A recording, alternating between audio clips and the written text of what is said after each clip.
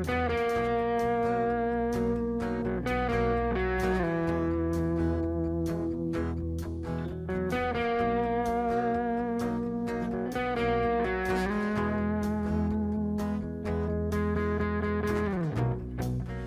never let me down, no matter the way I stumble down this road. And from dawn until sundown, you carry me tightly and take away this load.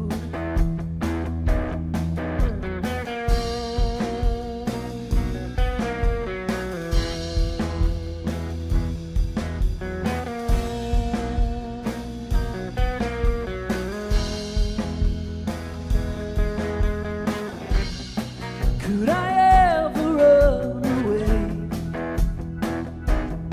from the love you showed me? I feel it in my bones. If I'm falling down below, would you catch me gently and save me from these stones? And when I this wall, then you pick me up and you never let me fall. Hey, you are right, you are right, and I'm covered in your grace for all my days. So you are right, you are right, you. I'm covered in your grace for all my days.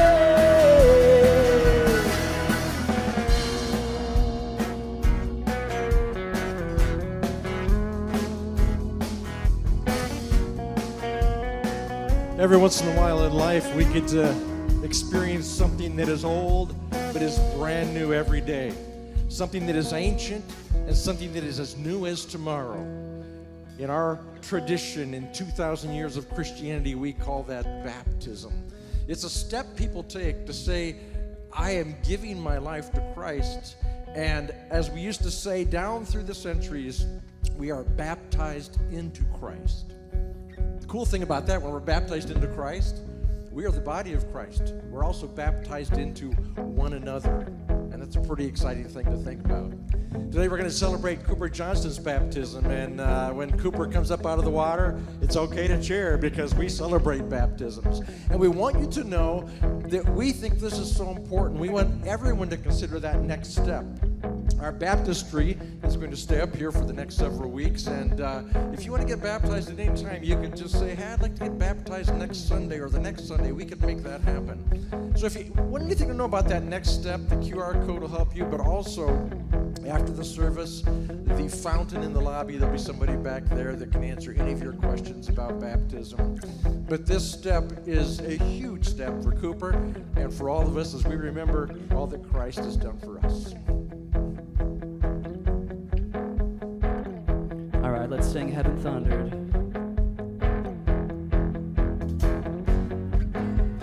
Heaven thundered and the world was born. Life begins and ends in the dust you form. Faith commanded and the mountains are moved. Fear is losing ground to our hope in you. Unstoppable, unstoppable God, let your glory go on and on. Impossible things in your name, they shall be done. Hey!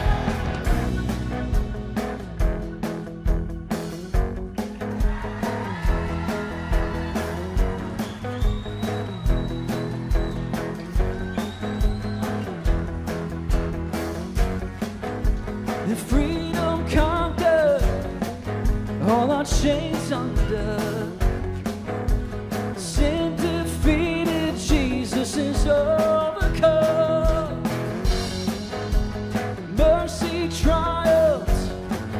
when the third day dawned. Darkness was denied when the storm was gone. Hey! Unstoppable God, let your glory go. Impossible things in your name, they shall be done. Unstoppable God, let your glory go. Impossible things in your name, they shall be done.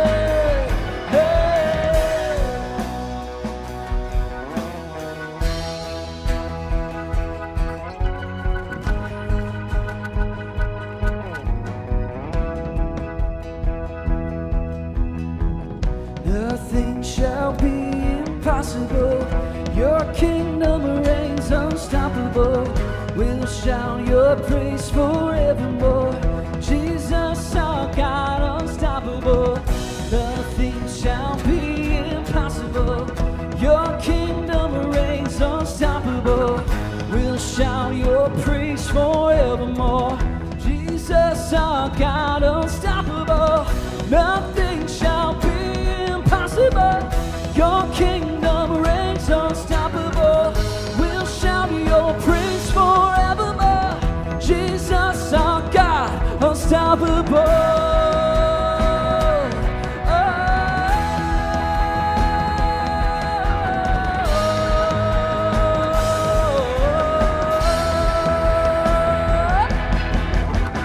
Unstoppable God, let your glory go. Impossible things in your name, they shall be done. Unstoppable God, let your glory go. Hey! Impossible things in your name, they shall be done. Whoa.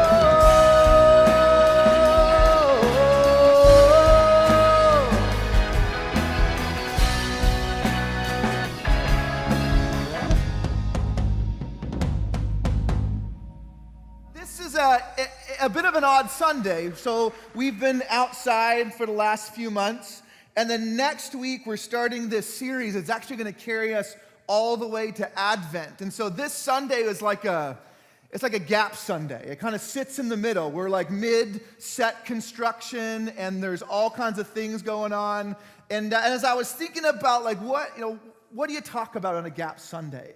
I wanted to talk about something. I want to invite us into maybe a message that is centering, something that feels like core, at the core of what it is to be a Jesus follower. And I wanted to actually do that looking at a passage of Scripture that if you've been around the church for any amount of time, maybe you've heard these stories before. It's a time in the book of Luke where Jesus tells 3 stories in a row that all have very similar themes. You know, Jesus, he liked to use story to center people. He liked to use stories to call people in. And I think that's important because we live in a culture, and I think Jesus existed in a culture all about calling people out.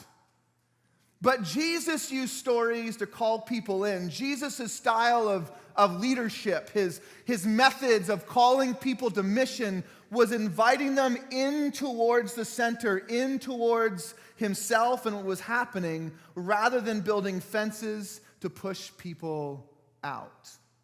So as we listen to stories of Jesus, we want to pay attention to who's hearing the story. And so we're actually going to look in Luke chapter 15, and this part before Jesus tells the story, the author of the book, Luke, lets you know who Jesus is talking to. Let's check this out. Luke chapter 15 opens up this way. It says, all the tax collectors and sinners were gathered around Jesus to listen to him.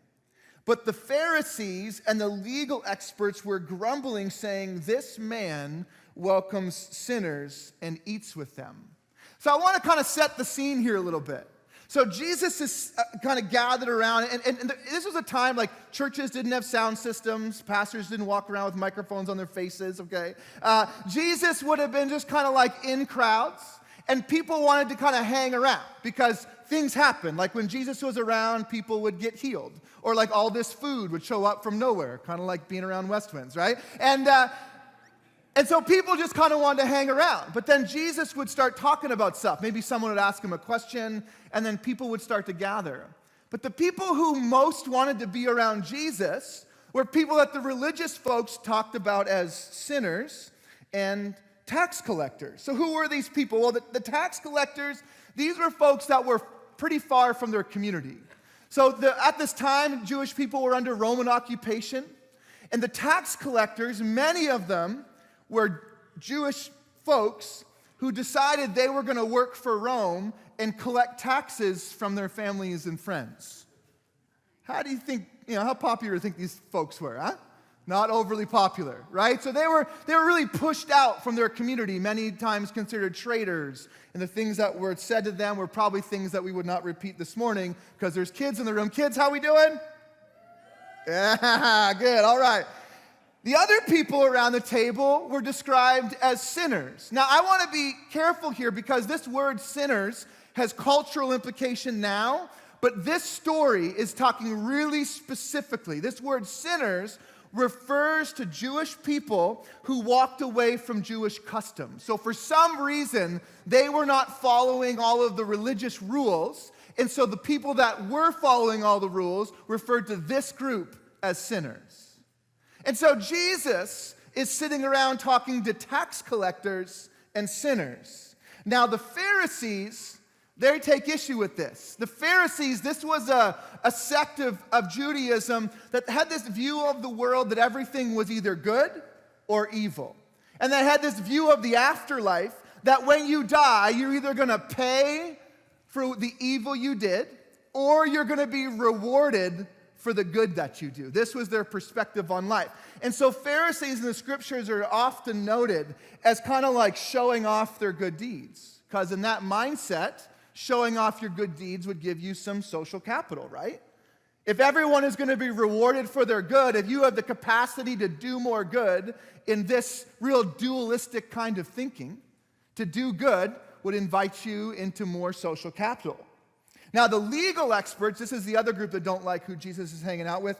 These sometimes in the scriptures are referred to as scribes. So scribes were really intellectual individuals. They really understood like the Jewish law. Have you ever read the parts of the Bible that are just like tedious, okay? Like they would read these parts of the scriptures, and if something came up like that was kind of like in the gray area, like, what's the right thing to do here? What does the book say about this? The scribes were the ones that would get called upon to figure it out, right? They lived in the weeds. They were, splitting hairs, right? This was their job. And so as Jesus is hanging with the scribes and Pharisees, as Jesus is hanging with the tax collectors and sinners, the scribes and Pharisees are kind of standing at a distance, arms folded, judging this man who's hanging out with people that they consider to be unclean. So Jesus starts to tell these stories. And if you're paying attention, and I'd encourage you today to pay attention. If you're paying attention, in these stories you can wonder, I wonder who Jesus is talking to. Is he talking to the sinners and tax collectors? Or is he talking to the scribes and the Pharisees?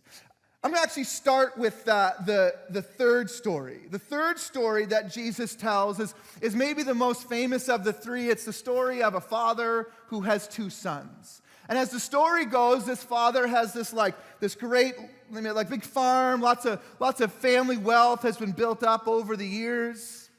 And the younger son comes to the dad and says, "Dad, I'd like my inheritance. I'd like my half. And I'd like to just take it and leave."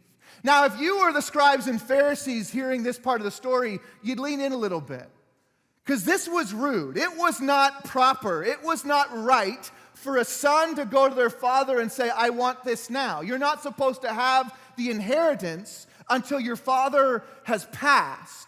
And so what this son is saying to the father is, "I wish you were dead. I want your stuff. I want my half. I love what you can give for me, but I no longer want to be with you. I want to take my stuff." The scribes and Pharisees would be like,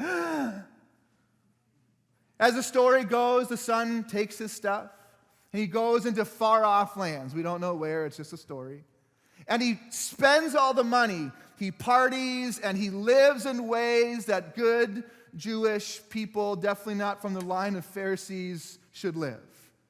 And as he's spending all this and living lavishly, the scribes and the Pharisees are like, what a sinner. And the story says that eventually the son hits a point where he runs out of money and he has nothing. He's spent it all. And as he's eating slop, like he's eating the food that pigs are eating, he's stealing from pigs on a nearby farm. And can I say the scribes and Pharisees at this moment would have been like, pigs were considered unclean. You did not go near pigs. And this boy is so low that he's eating the food and stealing the food from the pigs. And the son thinks to himself, even my father's employees are treated better than this. Maybe my dad would just let me work on the farm. And so he starts his walk back home, his long walk back home. And the scripture says that the father saw him from a long way off. He lifts up his robe and begins running towards the son. Again, the scribes and the Pharisees are shocked. See, the head of a household, the top of the hierarchy, should not dishonor themselves to run towards a wayward son. The right move would have been for the father to stand there and wait for his son to go the distance. But in this story, he runs to his son and doesn't go there and scold him. Actually, he embraces his son and says to his employees, grab the family ring, grab my best coat, put it on my son, for my son who is gone has returned. We're throwing a party. Kill the best cow we have. We're having steaks tonight. Not just any steaks, but the best ones we can make. This party is going to be amazing. And so they're throwing this party and they're partying as a family. But then there's the other son. Dad's looking around and says, where's the other son? He looks out the window and the other son is out. I imagine him like out on the porch, arms folded. The dad goes out of the house. He's like, son, what's going on? The older son's, where's my party? I've been here the whole time. I've been working here the whole time. I've been doing all the things. Why are we having a party for him? We should be having a party for me. And the dad says, son, you don't get it. My son's home. My kid's back. Why don't you come in? Why don't you come in too and party with us as well? How do you think the Pharisees heard this? Who do you think the scribes connect with in the story? Jesus is inviting both sons into the house. He's inviting them both in. See, I think what's difficult about this story, or perhaps what invites us into the story, is that both sons have a construct of the way dad operates, the way dad runs the family, that is incorrect. So they both have the construct that you should get what you earn, that you should get what's coming to you. Neither of them have a construct of grace. And I think this is relevant because I think even in this room, if I could speak to some of us that maybe grew up in the church, some of us were sold the construct of church. Some of us grew up in situations where there was rules that if you break them, you're not coming back. Some of us grew up in a really similar construct, and we can imagine all the people in our lives that if they knew that I would look at me the wrong way if I ever came back and stepped back in. Can I just say that sinning against a religion does not equal sinning against God? You might break the rules of church. You might break the rules of what's acceptable in your family. You might break the rules of what so-and-so thinks a Christian is. That does not equal how God feels about you.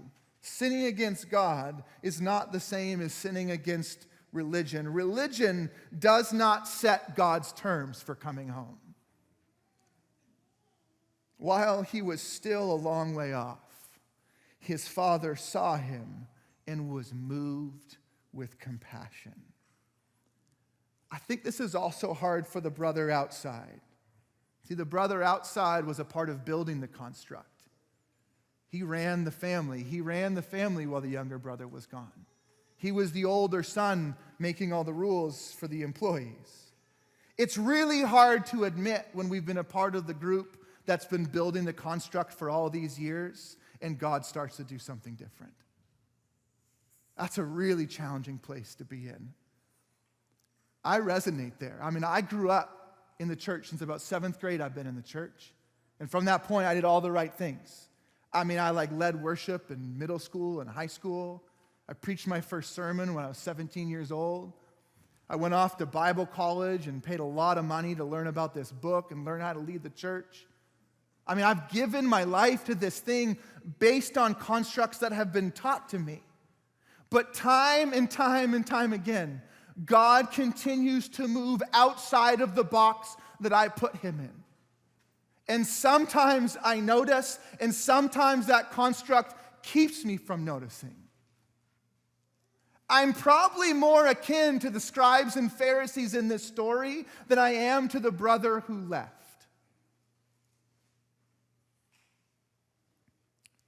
Jesus goes on to tell another story, story number 2. He tells this story of this woman who is in her house and she realizes she's lost a coin that's really important to her.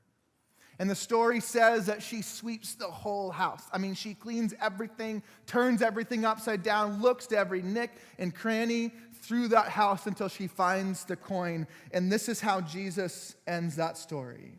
He says, I tell you, joy breaks out in the presence of God's angels over one sinner who changes both their heart and life. And then Jesus tells the story about a shepherd who has 100 sheep, and one day he's going, 97, 98, 99. I gotta try it again. These sheep are all the same color. Let's try this again. 1, 2, and he checks over and over again, and there's only 99. He's like, I'm missing one of these sheep.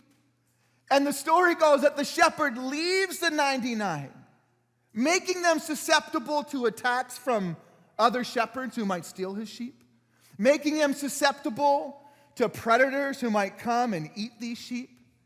He leaves the 99 and goes out and searches for the one to bring the one home.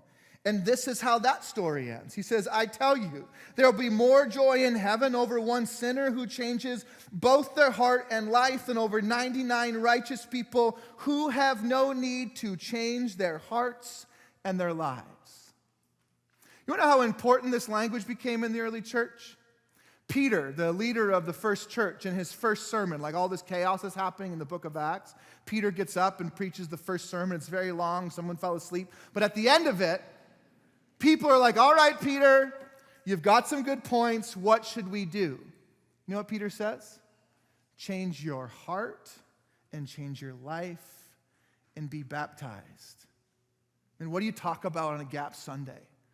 How about a couple stories that Jesus told that reminds us of the kind of people we are? That people like us do things like this. Seek out the one. Make room for those that maybe have been pushed out of society. Make room for those who are astray and wanting to come back. We are the kinds of people who throw parties. But this story is actually, it's not about the kids. It's about the dad. It's a reminder of the kind of God that we are building our lives around. That what we think God should value is not always what God values. And that the party that God throws celebrates and invites everyone and anyone who decides who would like to change their heart and their life. Like that's the entrance. Do you want to live a life that continually changes in your inside and outside to become more of the person God has called you, created to be? If you would like to do that, you're in. That's it. You're in. Yeah, but what about this thing? They got to stop doing that first. No, they don't. What about this belief they hold? They got to believe this. No, they don't. That's not what these stories are about. That the church is a kind of place that flings the doors open and says, come exactly as you are. We won't try to change you. Actually, we believe the presence of God will change you. We'll let God navigate the weeds. We don't have to do that work. That's the work of the Father. You know what this dad knows? That what's actually going to transform his younger son is belonging. Sure, this younger son screwed up. Yes, this younger son probably has some things in his life that led him to treat his dad that way. Absolutely, he does. But the father is not standing on the porch getting a list. Did you go to counseling yet? Because you can't come in yet. Did you get this figured out? Because you can't come in yet. Actually, we're going to sign an agreement before you come into the house that you're never going to do these things again. The father knows that the most powerful, transformational thing in the world is love. It's belonging. It's invitation. And to the Pharisees standing around watching Jesus, that he eats with tax collectors and sinners, Jesus goes, I know. You want to come? Come sit. This is what we're doing. You don't have to come. But if you want to be a part of it, this is what we're doing. This radical invitation of Jesus is for everyone. And this becomes so important to the early church. Because in a second after this story, Jesus is going to go be with his disciples. One of the disciples, Simon, was a zealot. You know a zealot? A zealot is like a Pharisee. So the Pharisees hold this view of good and evil. And they would religiously live this out. Zealots would live this out in a military fashion. If they thought you were evil, they'd try to kill you. They'd try to capture you. They'd try to imprison you. They're one of those guys sitting at the table. Matthew, another one of the disciples, was a tax collector. He's sitting at the table. And then there's these Jewish fishermen sitting around the table who have been kept at bay by tax collectors and zealots most of their life. And Jesus is about to go sit at this table and say, y'all are going to work together to start the church here in a few weeks. You're going to have to figure out what I'm all about. This whole thing is centered in love. Jesus was always doing stuff like this. In this time, there was this disease called leprosy, and people thought to have leprosy was because you had some kind of evil or sin in your life. It'd literally eat the skin off your body, and lepers were forced to live outside the city. It was illegal for them to come near people, and you were not supposed to touch lepers. Do you know what Jesus was doing? He was touching them. He was touching them. There was a woman who was caught in adultery, and for a woman to be caught in adultery meant she needed to be brought to the middle of the city and be stoned and be made an example of what will happen to you if people find out about your sexual impurities. You know what Jesus did? He honored her. He honored her. He protected her.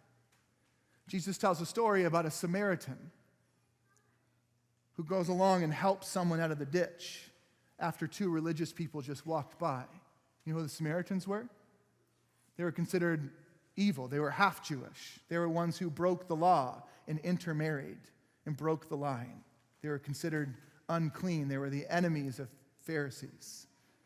Jesus makes an example of the Samaritan. He honors the Samaritan. Some people in the church treat kids like a distraction, something we got to shove them into a room while the adults do the real thing. This was going on in Jesus' day too. The disciples are trying to keep kids away from Jesus. And Jesus says, no, the kids aren't a distraction. They're who we learn from. They get things about me that nobody else gets about me. Some of you need to learn a lot from kids. You should sign up to be in the kids ministry. In his last days, Jesus is sitting with his disciples, and the author of the book of John makes it very clear that everybody knows, the reader knows, Jesus knows that Judas has already put things in place to betray him. And John makes sure the reader understands that Jesus offers Judas the cup and the bread, inviting him into communion. And on the cross, there's this thief next to him who is supposed to die and be killed for the things that he's done, and Jesus gives him life. Jesus was always acting outside of the box, the construct that everybody else had for the church and had for religion.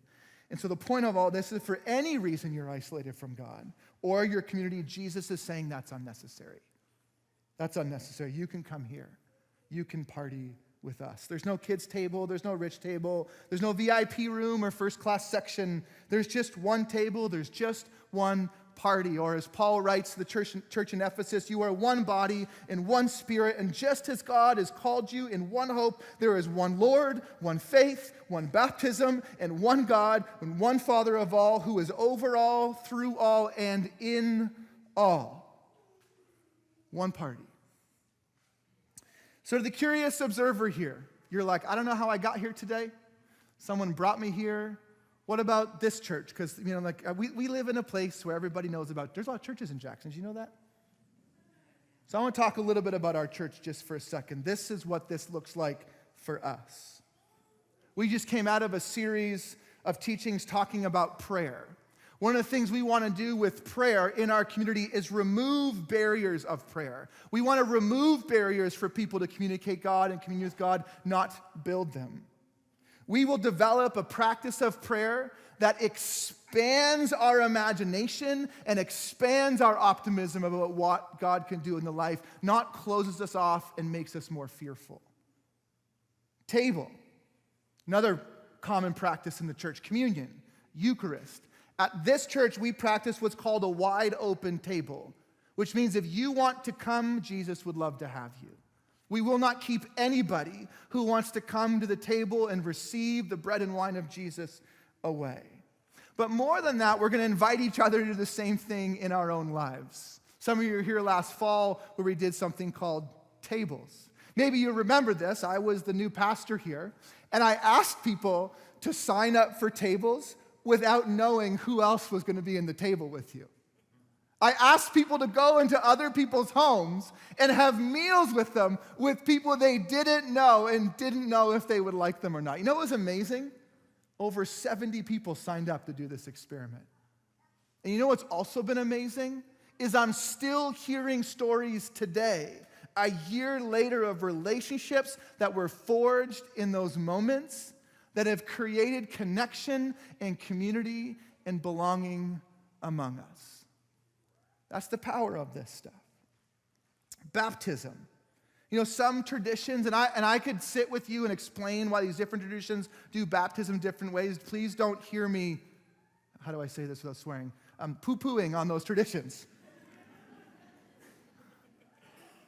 But at this church, the way we're going to honor this and practice baptism, I think Jesus' words and Peter's words are enough of a line. If you would like to change your heart and change your life in the way of Jesus, we'll baptize you. If you want to change your heart and change your life in the way of Jesus, we'll baptize you. And then a bunch of people will cheer and celebrate because we all are in the same process with you. Our hearts and lives are changing. We're continually learning how to center Jesus in our life. We're continually taking more and more steps towards the way of Jesus. And then I want to talk about the Bible. In this church, we will go great lengths to wrestle with the text through the life and teachings of Jesus. If something we read doesn't sound like Jesus, we either need to get to know Jesus some more or dig deeper into what actually is being said here.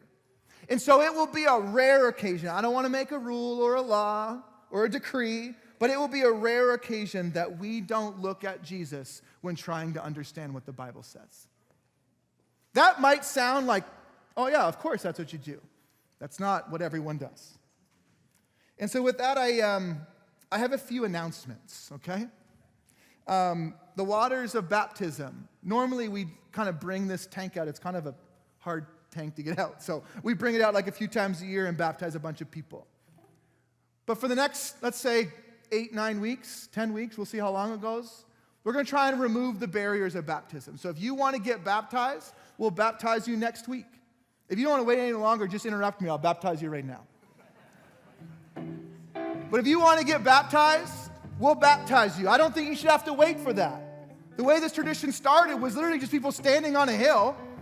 And then John the Baptist was like, all right, anybody want to change their heart and their life? Come on. And they just came. There was no class. There was no sign up. There was no doctrine. There was no catechism. It was just like, if you want to change your life and heart in the way of Jesus, come get baptized. We're going to practice it the same way.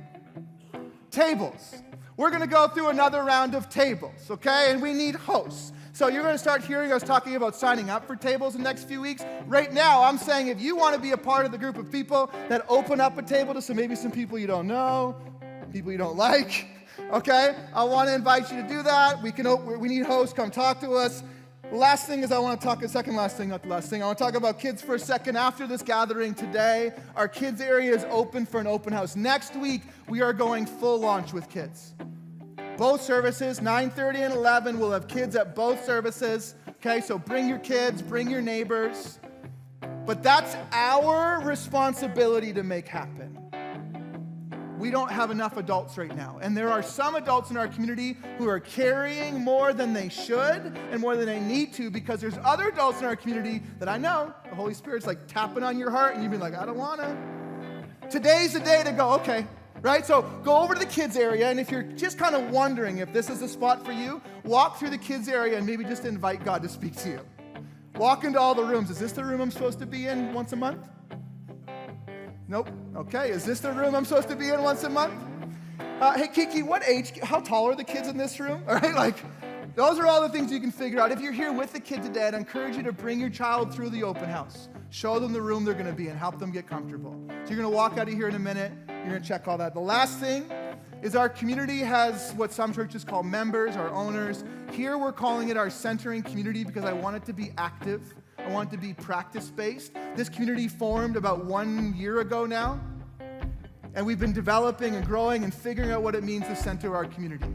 Today, we're going to have a centering community meeting that is open. If you'd like to come and see what that's all about, what it might look like to be part of the party throwers, be part of the welcome home party at our church, be the kind of people who bake the cake, light the candle, and cheer when they blow it out, that's the group of people that we're gathering in this room in 40 minutes, okay? So the service is going to end. You're going to walk out, and about 20 minutes after that, you can come back in. There's a charcuterie set up on the way out. I set that up to kind of, so this would be kind of like a timeshare where you gotta go to the meeting and get the food, okay? And so you're going to see it on the way out. You're going to notice how good that looks. You're going to have to come back and listen to me try to sell centering community if you want to eat some of that food, okay? So take a look on the way out and think, I don't know about centering community, but I'd like to eat those strawberries. Look really good. That cheese looks good. Because it is really good. It is really awesome. You have to come back. Okay, you got it? So there's a lot going on because it's the fall. So hang on to your seats. Get it all figured out. Check out the kids area. Shake some hands. Kiss some babies. And then come back here. We're going to talk about what it means to center this community. Let's sing another song. Let's love people well, church. Here we go.